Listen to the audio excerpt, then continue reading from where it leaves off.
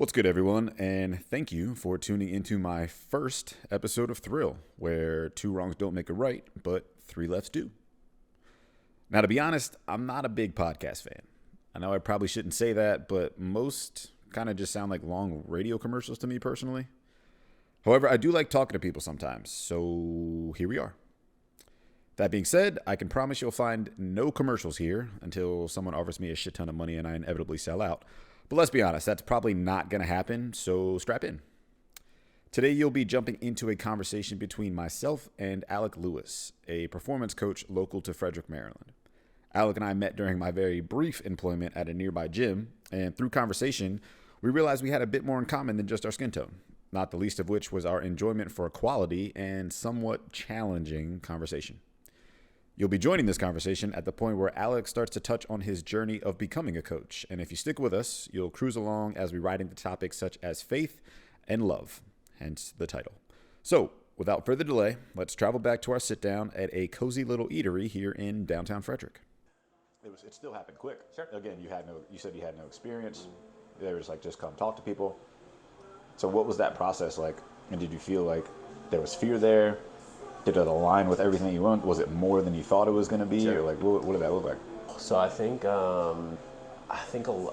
believe that a lot of like little pieces were put in place to kind of open my eyes to what I wanted to do in a sense. So like in college, we used to do these basketball camps. So it was like these little young kids, like middle schoolers, youth would come in. Like it was a whole week thing, like over our winter breaks and stuff. Nice. They would come in, we just help train them. We would play these games and all this fun. This whole camp, and it was a lot of fun. We would do it over the summer, and I really enjoyed it. I had a lot of fun. I connected really well with a certain age group. Like I'd probably say like younger, high school, middle school, like in like 7 to 10.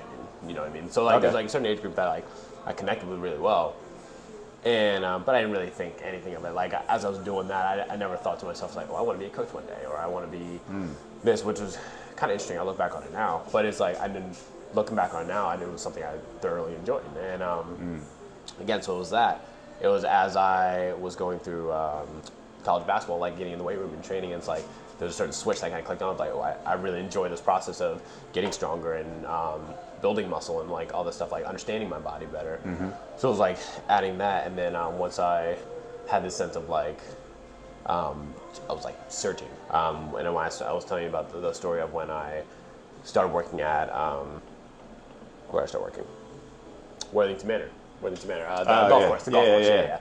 And that's where I kind of jumped back into just Christianity, understanding who God was, and like knowing that, believing that He was the one who was kind of guiding my life. And it's just like if I would just kind of follow His path, He would lead me to where I was supposed to be. So like once they came together, it's kind of tied all of those things together. Gotcha. You know, it's like it was training, it was working with kids, it was sports, the mental aspect of sports, where like something I struggled with. Before, like I had performance anxiety, and it stemmed from something so much deeper. And like I remember walking into the gym, and them explaining to me like, yeah, we have this Christian-based facility. You know, it's like we help athletes work on not only the physical aspect of sports, but the mental aspect. It's like, it was just a lot of just like, whoa, like.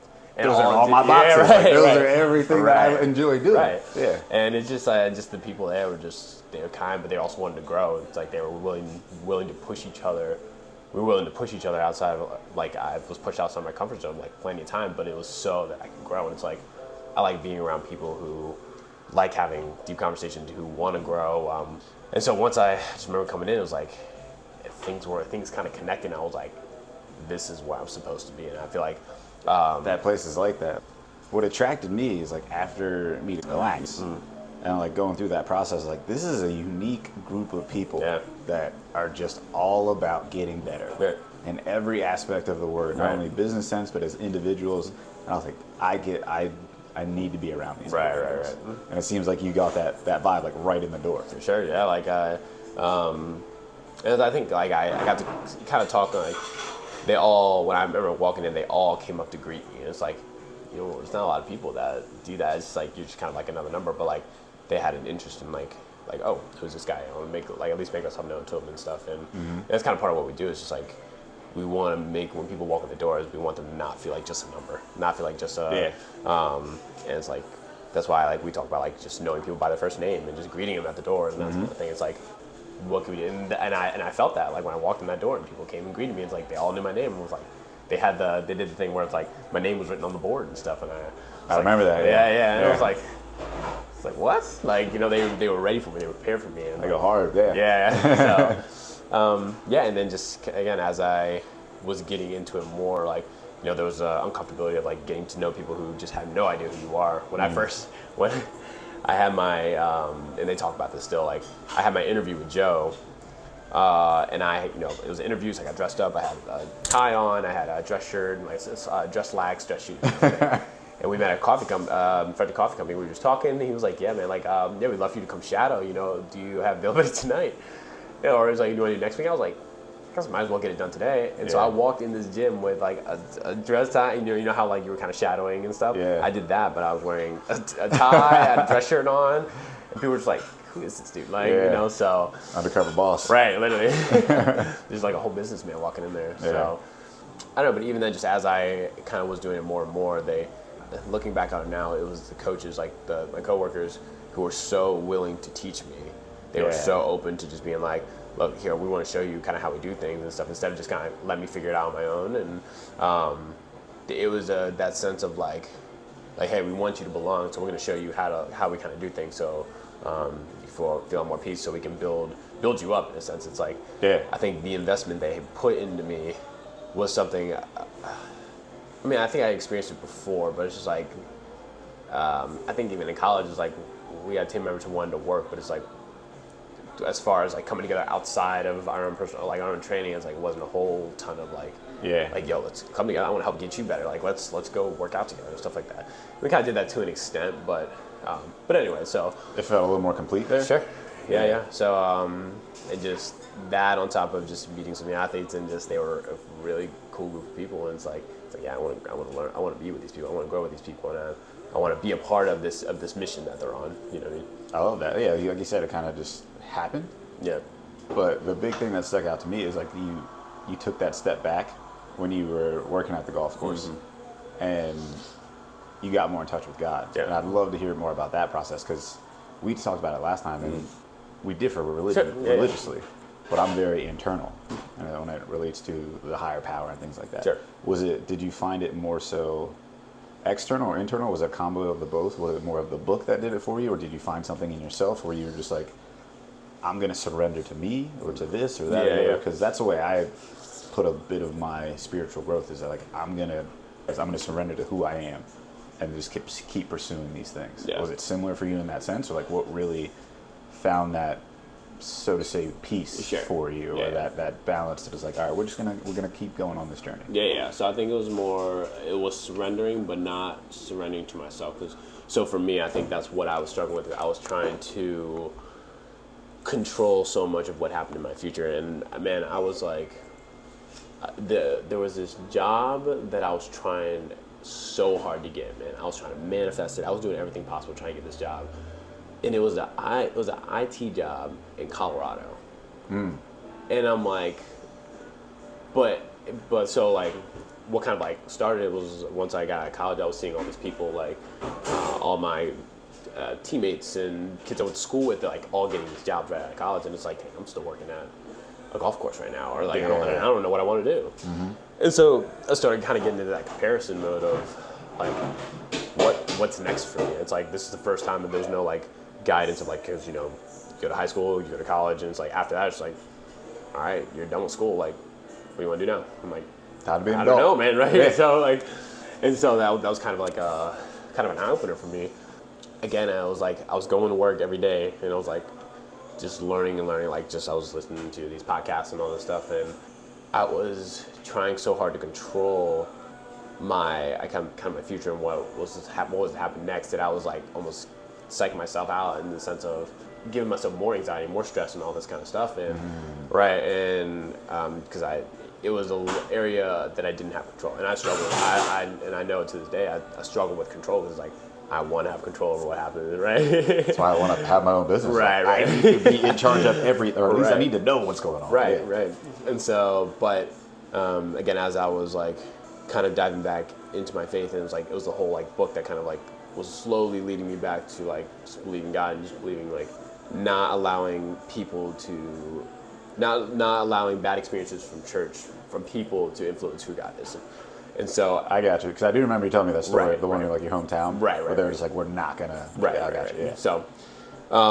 So anyway, I started, as I was watching like these videos and stuff, like I think one of them like really stuck out to me. It's like, give your fears and anxieties to God, and it's like it's in the Bible too. It's like where it's like He's cast your anxieties onto Him, and so He can take those things from you, so you don't have to worry about just being in control of everything. And so when I decided there was a day I decided, I was like, okay, like I'm gonna cast my future, my plans to Him, give it to Him, and allow Him to have control over what happens to me and what happens to me in the next however long. I could be here for 2 more years, but I'm not gonna sit here and I'm not gonna make myself upset about it because I can't control what happens next, in a sense. Got you. And so once I kind of gave that up, and I was like, let me find joy in the work I'm doing now and allow life to take its course. And so I'm kind of giving up that control in a sense. Can I ask what that looks like a little bit more? Sure. Just because the part where I think we differ, or like the reason I word my faith differently, is because there's very specific imagery for me that's attached to like specific words, or like giving it up. So with that release and passing it along, like what happens now? Like what is your approach to when you have a glimpse of what you were feeling then? Sure. What does that process look like, or how do you process it essentially? Yeah.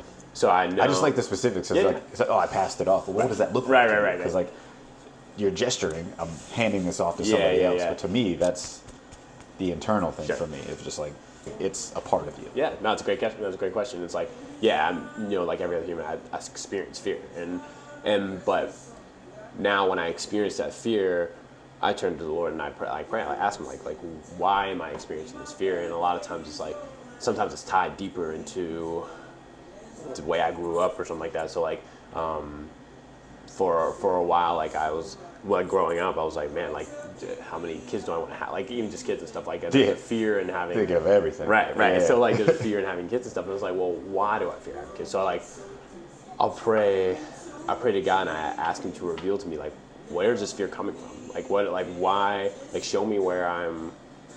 Like what it's stemming from, and a lot of times it's something deeper within me. Of like, so I'll use kids for example. It's like, am I afraid of responsibility? Am I afraid of not having time? Am I afraid of that I won't be a good father because maybe I didn't experience a great relationship with my father? And it's like there's usually something so much deeper. So I usually pray and ask God to like show me like what is that, and a lot of times He'll reveal to me like you're like whether it's through like a revelation or just comes out just like, oh, this is why I'm struggling with this, and like, but I think just allowing Him to kind of bestow that onto me of like reveal that onto me. Yeah. So, does that make sense? Because it sounds very similar. And again, the reason I kind of have my outlook is because I think there are these similarities in so many different categories of faith. Yeah. Like it's all titles and things like that. I keep it simple to myself. It's that internal thing, because what you just said is you took a deeper look. You said it, and with you, it seems like He's there with you. Right. And that's what it is, like that internal of I'm going to analyze myself, but He's here to help me uncover this. Right. And I'm not alone in that sense. Okay, so I like that. Yeah. Because I've talked to people that find it through meditation. And I was like, and I'll challenge them. I was like, well, what do you see the difference between meditation and praying? Right. Because in meditation, a lot of times people are just like, oh, I'm talking to myself. I was like, what do you think people are doing when they're praying? Right. Because they are talking to themselves. It's just they have that company in there that they believe in, that faith that is attached to them. Right.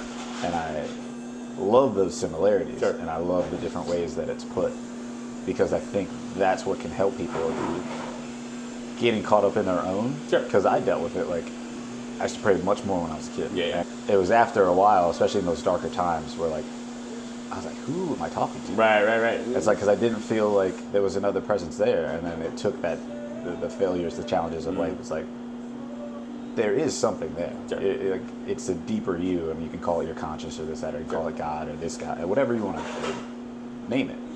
But there is that deeper feeling, and that's where I've just laid it out simple. I was like, there's something bigger than me that is a part of me. Right. And I think that's that big similarity, or like the consistency or common denominator and people that go through these situations. It takes that deeper look, that insight, and a connection with something beyond you, right, to help you get to that next step. Yeah. Even though, and this is where it gets a little philosophical to me, is that like it's bigger than you, it's beyond you, but it is you. But it's like I still question the same thing with myself of like when I have these kind of like revelations, like when I'm praying, I feel like I've have this revelation. I'm like, am I just talking to myself right now? Like, am I just like having this? I still question myself to this day. Like, am I just having a conversation with myself? But a lot of times it's things that I just would not have thought of. You know what I mean? Like, if I feel like, I'll give you an example. Like, so I went to this marriage conference with my wife.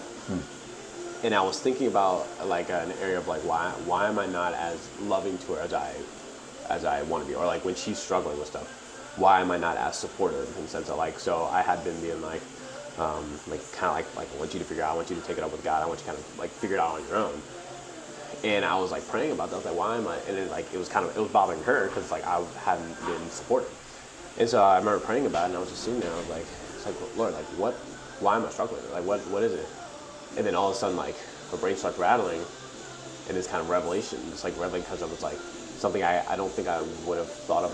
I guess if I would have thought deep enough about it, but like that it stems from when I was growing up. Like there was a point in my life where I decided like my parents are busy with their own thing. I got to learn how to handle things on my own. Like my emotions, my finances, my this and that. And so like I had been living that way for so long, and I'm like, so when she struggled with something, like, hey, I hadn't subconsciously, it's like I had to learn how to handle things on my own. You got to learn how to handle things on your own as well.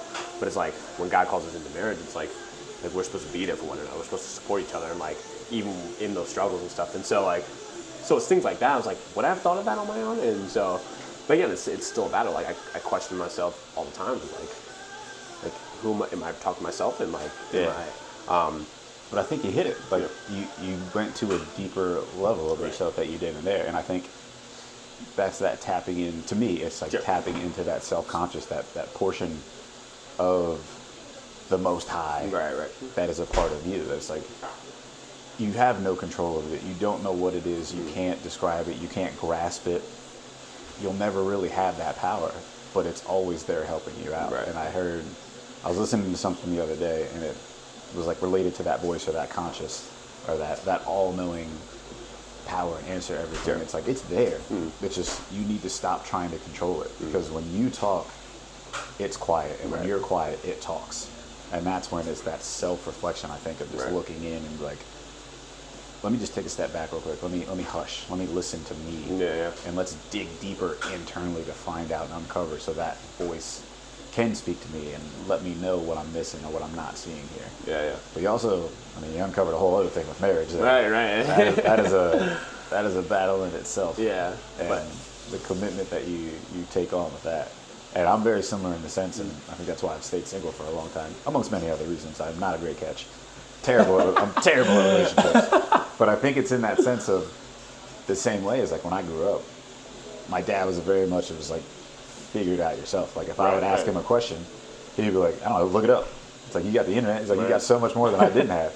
And that like instilled, I was like, all right, I got to figure this stuff out on my own. I'm very much that person, and I approach relationships the same way. It's like, and the reason I don't pursue them now is like, I don't feel like I'm a complete enough me to be able to take on somebody else. Because I do believe in that. As much as I believe that you should come together whole, you're still joining someone else's life. And that journey is going to chip pieces away. You're going to break, you're going to grow. There's parts where you're going to have chunks missing, and you're coming together with this person to say like, hey, I want to do that with you.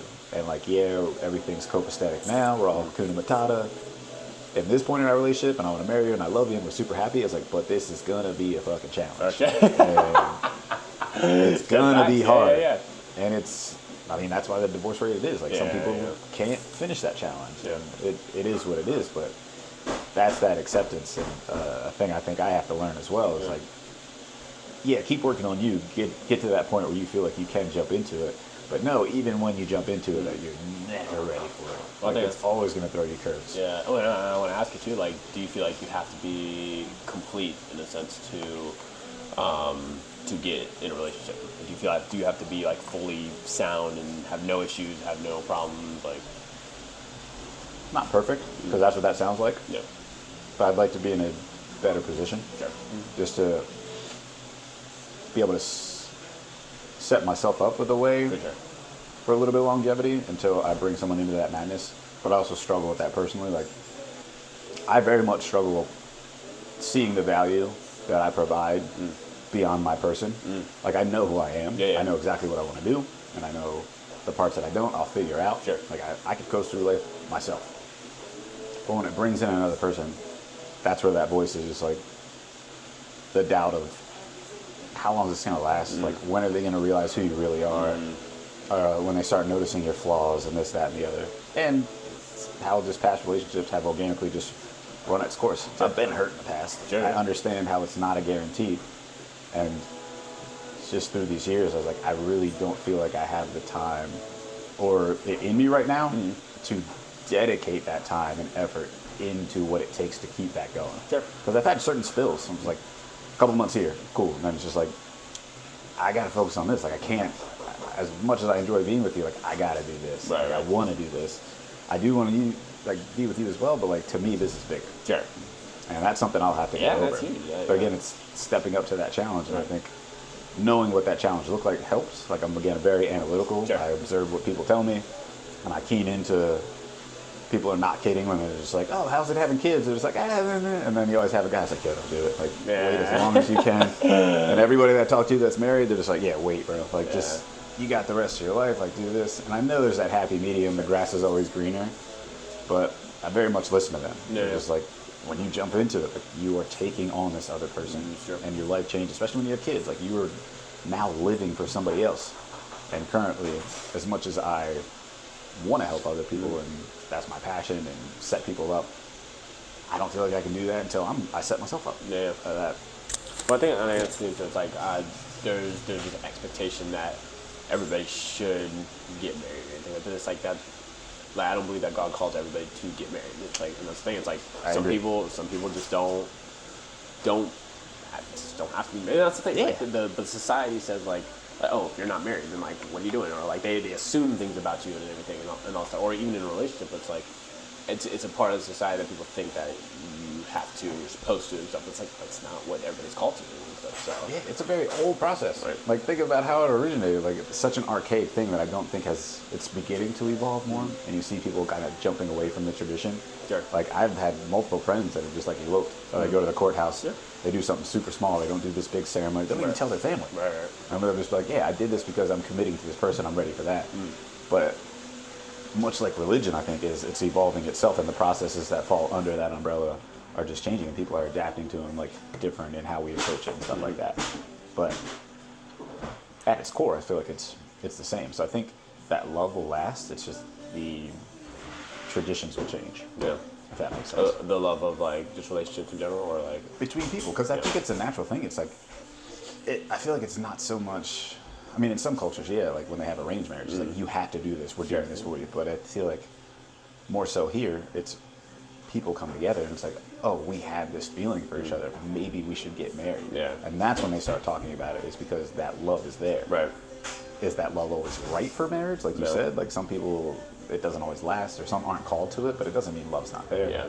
And that just because you have one couple in love and not married and another couple in love that is married, I still think the common denominator is the love. And that's never going to die. But the process in which we go about it, I think, is what's beginning to evolve and change. Well, I'd challenge you on that, but like, so I guess how do you see, like, what do you see as love? It's like, I think a lot of people describe love as like as this feeling, right?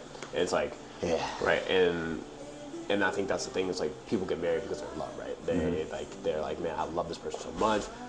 But then you're trying to last on that same love for 20, 30, 40 years, and then when people lose that feeling, that's when they're like, oh, I fell out of love with this person. I'm just gonna like, no, Yeah. we should get divorced and stuff. Like, but I think one thing I've come to learn is like loving is not just a feeling. It's like, what are the actions you're doing for that person? Like, I think expression of love is when they're getting upset at you because you didn't do the dishes or something like that. Being being humility and like going to do the dishes, like that's expression of love. And it's like, so I think, and again, like that feeling, I don't believe that feeling lasts. You know what I mean? Like it's like I think there's ways to cultivate it, and kind of like fire. It's like you got to cultivate the fire. You got to keep burning by going on dates and doing things like that. But like I think people rely so much on that to the point it'll be the salvage of that. It's just going to stay the same. Right. Exactly. But people are changing throughout like your entire life. Like, you know what I mean? I think you have to change your outlook on what it means and let it evolve. Using the fire example. Feeding it, what do you do to it? You breathe in it. Yep. You change the environment of the fire. The fire does not look the same it does. It's not the same logs that when it started. You got to put new logs onto that job. And I think I've struggled with this a lot because I've been that weird kid always. They're just like, I don't think I'm ever going to get married. People's like, what? You don't do relationships, but you have to get married. It's like, it's just, I've tried. I think my big dilemma with it is that I tried to understand it for so long. Yeah. And the way I describe it now is that you can't understand it. Is that it has too many faces. But also, I believe that, for now at least, that something you understand, you can manifest. You can break down, you can recreate. And I don't think it's something that we're meant to have control over. Because it doesn't. Like, it catches you off guard, and you're just like, what is this feeling? Right. But again, it does have many different faces. And what brought this to light, I met this dude in Southern Maryland. We were just chatting, but he had recently lost his mother. And I like to ask questions, and I was like, how's it changed you at all, if you don't mind me asking? And he was like, it's made me discover a new love. And I was like, please explain more about that. And he was like, a love for a mother is like no other. And I did not mean to rhyme there. He didn't either. Right. But I had to cope with the fact that she's no longer here, that it changes my life, and therefore my love has changed a bit. And he's like, it's made me kind of dive into the different types of love. And I know I'm butchering what he said, but when he said it like hit home, and I was like, wow, I've never thought about it that way. Like, there's so many different forms, and you have to let it evolve with you, especially because when it ends. And it hit home with me because I've been in love before. And I always say that even with friends, or whether it's relationships, like, once we're tight, we're tight. Once I love you, I love you. We may not talk anymore, and we're not as close as we used to be. I was like, but you call me today, it's going to be like nothing changed. But it does change from when they're here to when they're not here. And it just has that different feel to it, I guess. But though it does stay a little bit of the same, I feel like you have to be able to let it grow. Because if you try to keep it the same, it's just going to hurt. Just like when a relationship ends, you're just like, damn, I loved her. Right. She's not here anymore. Like, why does this suck? And it's like, look, you can still continue to love her and try to hold on to what that was. It's only going to hurt. Like, appreciate the love that you have and understand where it needs to go. Because you can continue to carry that, learn from it, express that person. If you're able to stay in touch with them, just let them know. It's like, I still love you. It's just, it's changed. We don't have that same type of love. I think that's what keeps relationships going, especially in a marriage, like you said. Is learning those little things of, I need to put forth this to be able to maintain that, or the older you get as this person changes, I have to change my approach to how I do love them. Our love is still love, but it is not the same from when we said those vows to year 20. For sure. And I think that's where people have to just be like, I guess again, surrender, kind of going back to how we do as individuals, is just like, I'm going to give in to me, but also you. And I'm up for whatever we go through. I know it's going to be hard. I know we're going to have to change, not only physically, but as lovers. You could even make it sexual. Like, I had a buddy the other day, not to get weird, but like, he's been in a relationship for a minute, and he's starting to talk about marriage and stuff like that. I was like, dang, y'all got to find ways to keep it spicy. And he was like, oh yeah, ordered a bondage kit on Amazon. I was like, my guy over here. I was like, getting after it. And he was like, you got to keep it fresh. Yeah. And I was like, I think that's what you need to do. Is like, you have to let it grow and come to the understanding that it's not going to be the same, because it has a life, it has a pulse itself. Is that it'll keep living, but it's going to grow and evolve. And you have to be willing to do that with it. Willing to adapt. Yeah, definitely. I feel like you gotta go. You do. But that's okay. I got class I gotta be at 2:45. But dang, we could have done this for a while. Dude. We'll link again. For sure. More life will happen. Hey, so hopefully you didn't just skip through that entire thing, But either way, I do want to thank you again for tuning in. I hope you enjoyed the convo, or at least whatever parts you were able to hear, and were able to gain at least a little something from listening in. If you enjoyed, please share with others, and if so inclined, keep tuning in as I continue to clip on the mic and spark up conversation. Regardless, know that you are appreciated, and please enjoy the day.